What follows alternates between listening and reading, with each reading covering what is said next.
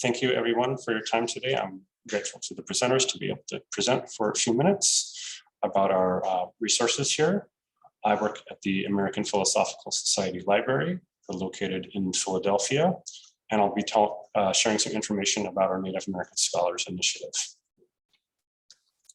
A very brief background on what the APS Library is. The American Philosophical Society is an old scholarly organization, of which a big component is our library and museum. One of the collection areas here are indigenous languages of this hemisphere, and this continent especially, as well as other archival materials relating to language, culture, history. It dates from back to the 1500s to the present day. The majority of the materials are from 19th century through the present, including 21st century. There are materials in about 180 different indigenous languages and a variety of formats, from manuscripts, audio recordings, visual, video, a variety of manuscript types, and from all over the place, as you see. Within our library, I work at our Center for Native American and Indigenous Research. This is a permanent component of the library that's centered on assisting anyone who wants to interact with the Indigenous-related collections. The majority of those requests that we receive are from Indigenous communities, whether that's individuals or from a variety of Native organizations or tribal departments and so forth. We digitize materials for free when it's in support of community-based, community-directed initiatives. And we're working with a number of communities in various shapes and sizes at any given time. Within our center, we have this Native American Scholars Initiative. We are currently in the 4th year. It's funded by the Mellon Foundation. It's been extended for another 5 years. There are a few different fellowship programs in this, as part of this initiative. A special one to feature for this audience, tribal colleges and universities, is our summer undergraduate internship program. This is an 8-week paid internship, happens basically June and July. And it's designed to for especially young Native scholars in training, the undergraduate or just finishing up undergraduate level, and it gives 8 professional opportunities to see kind of how libraries, archives, and museums operate on the back end, but also to be able to interact with these collections as a researcher would, from an opportunity to interact with other scholars and practitioners in Indigenous studies and other related fields. It includes paid housing, travel support, stipend, and so forth.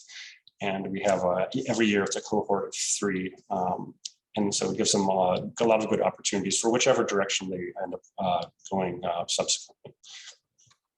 Another part of this initiative is what we call our digital knowledge sharing fellowships.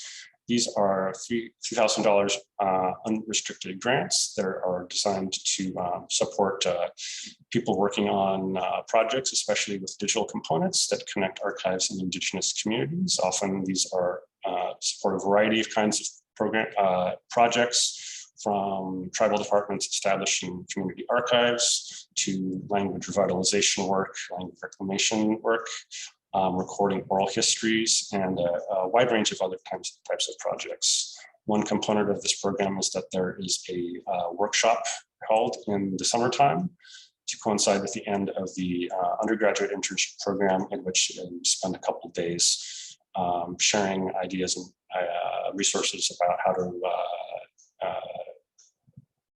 to do projects of this kind. And it's another good opportunity for networking and sharing of resources.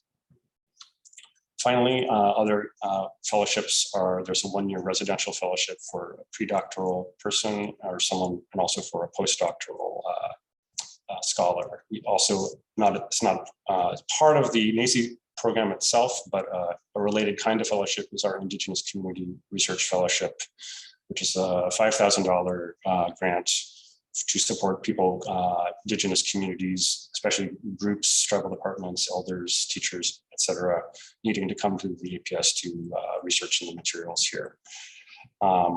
Information on all of these programs can be found through our website here for our center. And I'm glad we welcome anyone who would like to be in touch for more information. And there's more information in the conference packet as well. So thank you very much.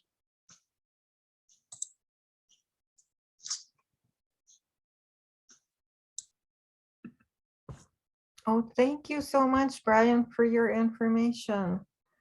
And yes, I would like to point out that the presenters of this session submitted their resources that are included in the conference book. So if you're wanting for more information, please make sure to look into the conference book, and there are web links, there are descriptions of the program, so all the information is there. And thank you very much. And we will leave questions for after all the panelists have presented, and the recording will be stopped at that time. And right now, let's go to the next one. Stephanie, would you like to go next? Well, first of all, thank you so much for having me as part of this event. I'm really grateful and I'm really humbled to be here today, learning from everybody. Before I begin, I just want to take a moment to acknowledge the land where I live and where I work.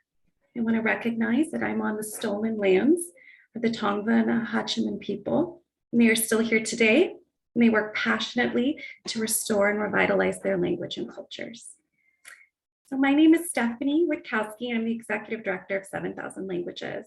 And my goal with this brief presentation is to tell you a bit about our online language learning course creation program, in the hopes that this can be one tool available to Native American learners and educators working to restore and revitalize their native languages.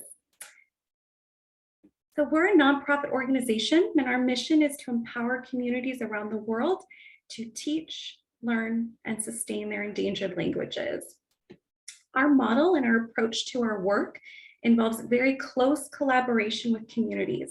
We seek to cooperatively develop technology resources for communities to self-determine the future of their language. And I'll tell you a little bit more about how we do that. Our primary program that we offer is free online language learning courses and materials. So we never charge a community to work with us. And that's because we believe that communities should all have access to any and all technology that assists their language revitalization efforts. We also believe that this technology should reflect a community's cultural values, practices, and ways of knowing, not the other way around. We think technology should bend to the community's needs. So here's a couple examples of some of the courses that we've developed with our partners. Up at the top is a Balinese course. They created a rich library of videos that they wanted to share with their learners. So we helped work that into the curriculum. And so, so much of the learning is anchored by these videos. We also have a really strong partnership with the Doyon Foundation, serving the Doyon region of Alaska, and all of their courses are conversation-based. They really wanted to approach learning their language through conversation between people in the community. So they started with conversation and built out their lessons based on that. Quickly, I will just show you some of the other languages we've worked on.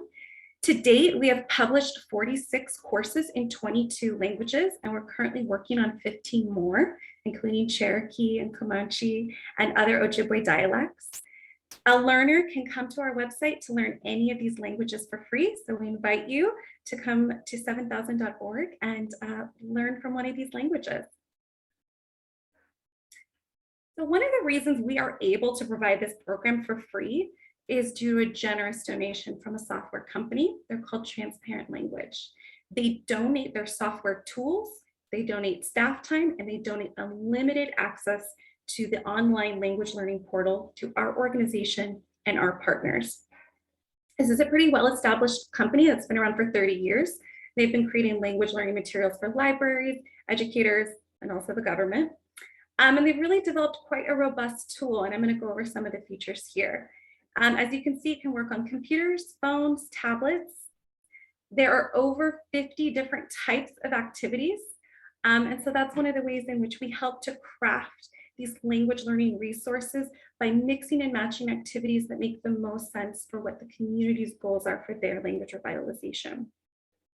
That can include vocabulary activities, grammar, or cultural slides. A lot of the communities we work with, it's not just about providing language learning resources, but it's about providing resources about the culture and the community and practices. So sometimes we'll start with a course, an introduction course on how to say hello, but it's not just that simple. For a lot of the communities, there's so much more background information they want to include. So we always try to work that into our learning courses. One of my favorite things is a speech production and comparison activity. So kind of on that big computer screen, you can see what that looks like. We really encourage output from the learners.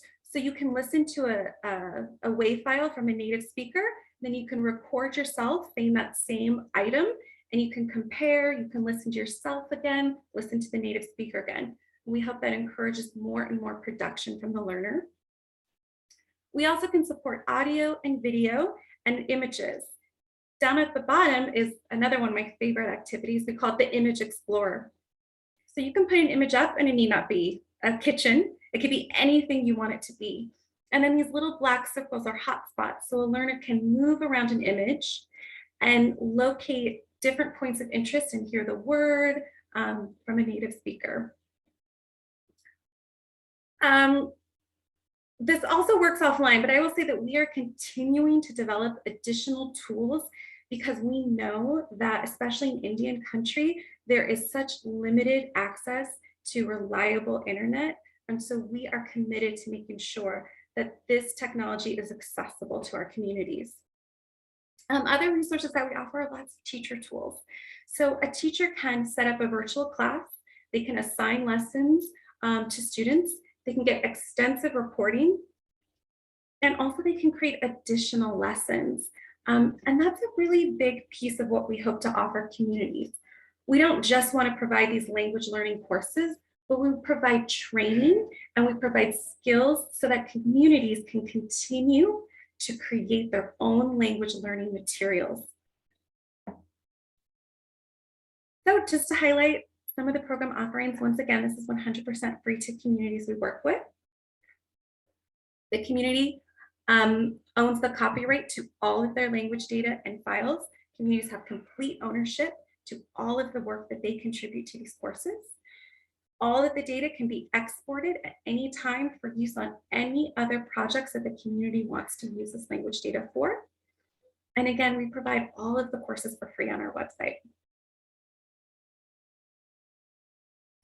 I'm going to pause here on this quote, but again, what I hope I can share with you is that we hope that these programs will be able to complement and support the incredible and inspiring language reclamation efforts and preservation efforts that are well underway by most everybody here today.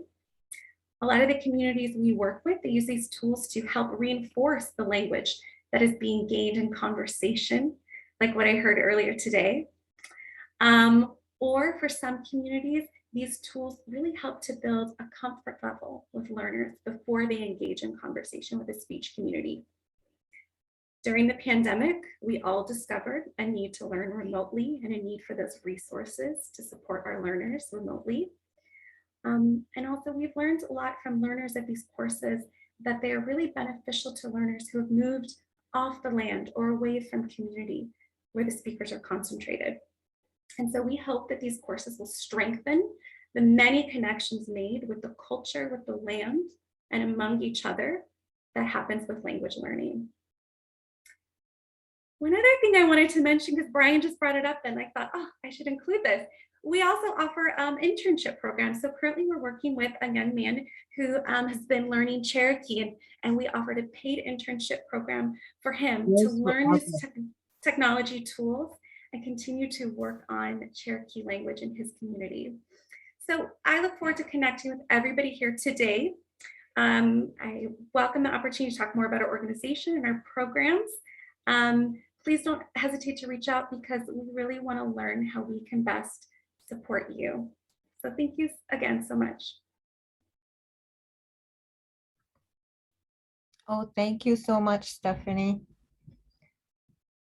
And I'd like to go to Dr. Zepeda next. Let's take about 10 minutes for you and then 10 minutes for Nadra. Thank you. Okay. Manamam tako manapcheki Ofelia Zepeda jap ya pam jetim tono the majority and you mo ya pata chuk shotnam jahap chicken the dakakana mashmakodet and you hagam ba pawam chicken up a tono tam kakana mashmakodet. Amjid itbua pa merchant Mujbaga American Indian Language Development Institute, ALDI. So again, it's my pleasure to be here with you on the second day of the summit. I mentioned yesterday, and I just briefly again mentioned, I'm faculty here at the University of Arizona, where I'm the director of the American Indian Language Development Institute. But also, of course, I have a connection to TCUs, as I'm currently a president of our board of trustees for Don Autumn Community College. And I've served, prior to that, I served on their board for a number of years. So I've been very interested in hearing from all of the various colleges and their language programs. Also, yesterday with Dr. Munson, I believe, talked about the field of linguistics, and that is my job is as a linguist working on the Autumn language, and sort of supporting the field of linguistics by working on our own language, and then also the other way around, where linguistics is a field that can certainly support our languages in so many ways. Certainly, it isn't for everyone, but it's a very good field to take a look at. And was mentioned that we have some young native linguists coming in to the field, and they are a different type of linguist, as Dr. Munson mentioned yesterday. So it's very exciting to see that. So I just have one slide here that I'm going to go through with you all today. So I'm going to talk about our Language Institute here that's housed at the University of Arizona. We have been around for over 40 years. Essentially, I started working within the Language Institute as a graduate student here at Arizona. And our primary mission, of course, is to serve Indigenous communities and their language work. Our institute, or ALDI, was founded by Mrs. Lucille Witkowski, who's a Wallapai tribal member, and the Wallapai people are here in Arizona on the on the rim of the Grand Canyon on the western end, and also by Dr. Leanne Hinton, who those of you who work in language might be familiar with her name. She was at the University of California at Berkeley and retired from there. Both Dr. Hinton and Ms. Witkowski were in search for campuses that could serve the language teachers and language teacher aides that were working in the schools by training them in different areas of language teaching and language research that would be appropriate for the classroom. And they searched around and really didn't find anything at major universities. So they decided to create something like this, like an institute. And so they designed the institute to serve primarily in language teachers in the classroom on the reservation. That was their primary goal, and it was funded by the National Humanities, National Endowment for the Humanities initially. And since then, it has moved around to different campuses. And in 1990, we have been housed here at the University of Arizona in the College of Education. I myself, as I mentioned, I'm in the Department of Linguistics, so I am part of my workload in my home department is to direct the Institute. So anyway, as I mentioned, our primary focus is to support language workers, which I use to include anyone who has any activity in language, whether it's teaching, research, activism, or as resource people. Through the Institute, we provide training through courses, workshops, and consultation for tribal communities across the US and also outside the US. We also have been active in informing local and national policy on Native languages, especially at the very beginning, the early stages of language work here in the United States. So some of you, many of you actually made reference to having funding from ANA grants. The ANA granting program initiated under the Native American Languages Act 1990, where ALDI was primary in drafting that particular grassroots policy to serve Native American languages in the US. We also promote meaningful language research, though our own participants that come to ALDI may not necessarily be in the research field, but any of the graduate students who have an interest in working on Indigenous language, this is an area that we strongly encourage. So ALDI is basically known for its summer 4-week residential program. We always run our institute in June for 4 weeks, and it is held here on our university campus. Our 4-week institute has offered a number of courses. This is just a little sampling here. Language teaching methods, certainly many of the ones that were discussed this morning by the different language programs at the colleges. Certainly the immersion methods and master apprentice is an area that we strongly support and offer courses in. Language and technology, which was just mentioned, is an area that we also offer courses in. And of course, we're always aware of the appropriate ways to use technology for Indigenous languages. And so that's a direction that we come from at ALDI. Other course areas include traditional ecological knowledge or traditional environmental knowledge, which includes, of course, topic areas in language, plants, foods, and traditional healing, where that's appropriate to talk about in a classroom setting at a university.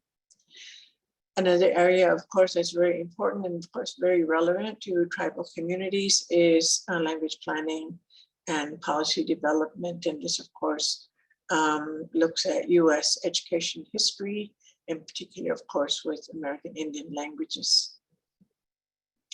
And of course, we must have Native American linguistics. We designed a course that allows our participants to investigate their own language, to find out things about their own language, and also to see the value, hopefully understand the value of using the field of linguistics for explaining aspects of your own language, and sometimes that you even find it helpful when they are teaching the language, you'll be able to explain certain nuances of the language. So we've seen that happen in many of our classes.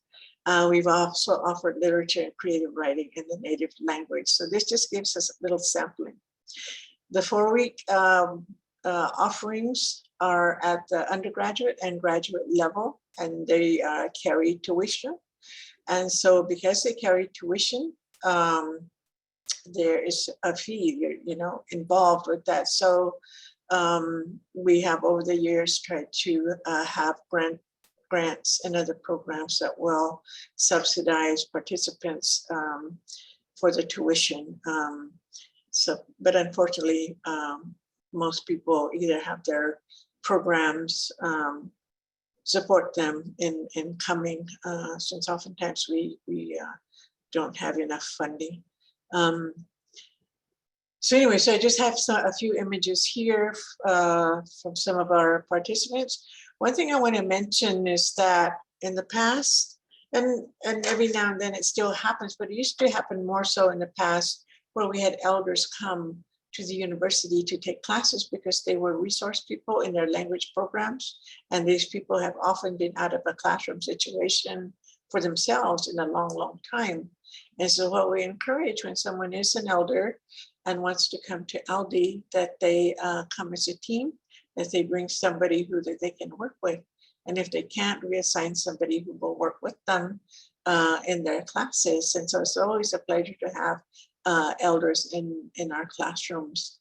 And I also do want to mention that any of the workshops that we offer or that people request, we either have them here on campus or in their community. So we do travel throughout the US offering short workshops, and typically the workshops are non-credit and also are free except for basic expenses. So one thing also that we found from our institute is that participants come, from different language communities, and they find that this is opening some doors for them. And so from here, from our institute, they do decide to go on, say, to finish their undergrad degree or to go into a master's program, or even beyond that. We've had that happen quite a few times more recently. So anyway, we encourage you to look us up, and we are running our summer courses in June this summer. We have been online the last 2 summers, and this summer we're going to do both. We're going to have some in person and some online. So please look at our sites that are listed in your program and find out more about the American Indian Language Development Institute at the University of Arizona. Otherwise, we do things throughout the year as well, but the Summer Institute is one that brings more people together. So thank you for your attention. Oh, thank you very much. And your information is in the conference book as well. So we'll go to the last panelist here, Nadra. The floor is yours. Thank you all for giving me the opportunity to be with you here today. It's really an honor and a privilege to be able to participate in this event. Today I'm here, as you can tell from my accent, listening to me. English is not my first language, but I am a product of an immersion program, which my parents enrolled me in when I was growing up in Cairo years ago. So I have a deep appreciation for language learning. And what I'm here to share with you today is a new initiative that has sprung over the last few years, which is America's Languages Initiative. And I have to say, it's been, I've been working in this field of education for a few years now, but I have to say it's been humbling listening to the depth and the breadth of all the different types of programs that you have, from the person-to-person knowledge transfer to, the latest adaptations you have made with using the technology we have today. Which brings us to the focus of this presentation as well, this resource that I'm sharing today, which is called America's Languages Initiative. And it is a product, it's an outcome of a report, which is America's Languages Report, conducted by the American Academy of Arts and Sciences, which was coming through a congressional initiative that this report was commissioned. And one of the outcomes of this report is the need to focus on expanded language education, expanded access and equity in language education throughout the US. From featuring all of our languages, from Native American languages to the latest immigrant languages that we have today. The focus of this initiative is bringing to the focus, bringing to bear, highlighting all of these initiatives that are happening at the grassroots within the Native American communities, within our K-12 schools or our higher education system, to demonstrate how access can and is taking place to language education across the board. The America's Languages Initiative is supported by a wide cadre of people within the language enterprise and beyond through membership in its working group. And I think two of the people on this call today, on this meeting today, are members of the working group, and a cadre of about 120 fellows who are supporting programs to showcase their activities on the site. The culmination of this initiative will be a national colloquium, which will bring together programs, representatives of the various communities that we're working with, as well as funders and people from government and the field of education in general, to discuss the outcomes of this exercise. The goal of this initiative is to promote systemic change in how we think about language education in the US through providing evidence from what you are all doing today in your programs to be shared with people within the language community, not just within the Native American, but for others in K-12 and community programs or in higher ed programs, to learn from all of the activities and all of the initiatives that you've taken and are taking to expand access to language education for everybody across the board.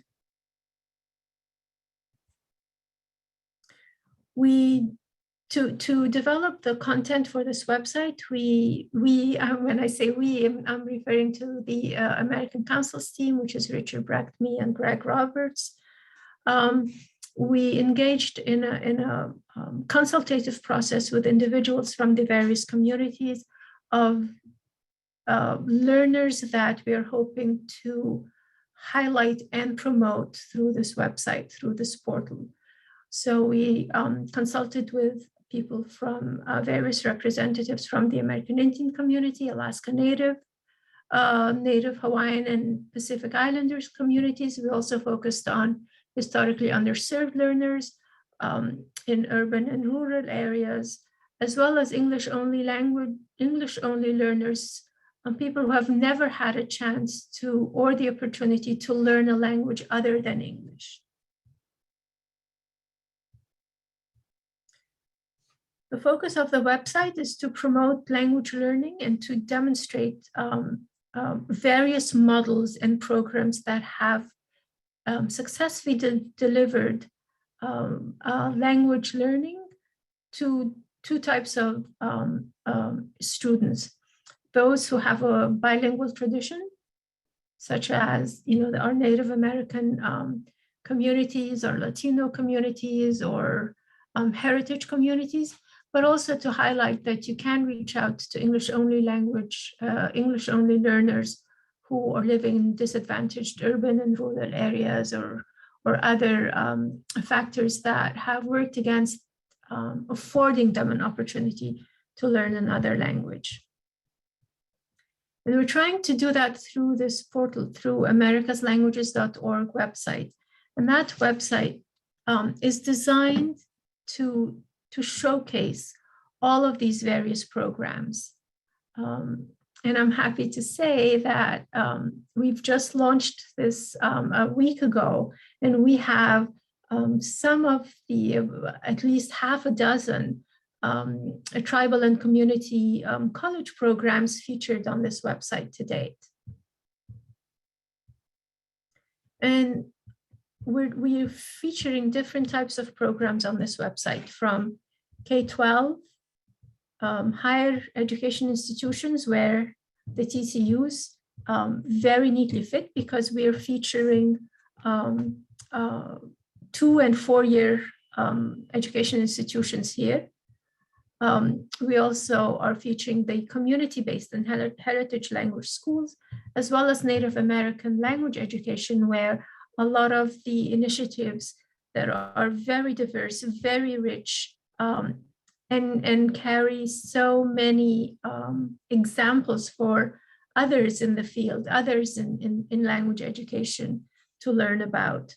All of these languages are part of mainstream America, get equal billing within our website, and take their place equally across all of the languages that we use, learn, and speak in the US. I encourage you all to visit the website. I encourage you all to promote and showcase the various work that you've been doing, but it's also hopefully a resource that others within our communities or outside of our communities, but others in the language enterprise can use to see models of people who have been able to successfully develop and deliver language learning and expand access to language learning throughout the various communities under very different circumstances, but they can see those and hopefully inspire them to build on this work and learn from it and continue to promote access to language learning across our various communities in the US. If you have any questions, feel free to contact me. Me and the team I'm working with are always available to support and help you promote your programs on the site. Thank you again for the privilege of being here with you today. It has indeed been an honor and a pleasure, and I've learned so much listening to all of you describe those various programs that you do. It's been truly inspirational. Thank you. Okay, thank you to Ofelia, Zepeda, Brian, Carpenter, Stephanie, and Nadra, all those panelists for those beautiful, beautiful knowledge and the language that we share. We appreciate what each and every one of you have done.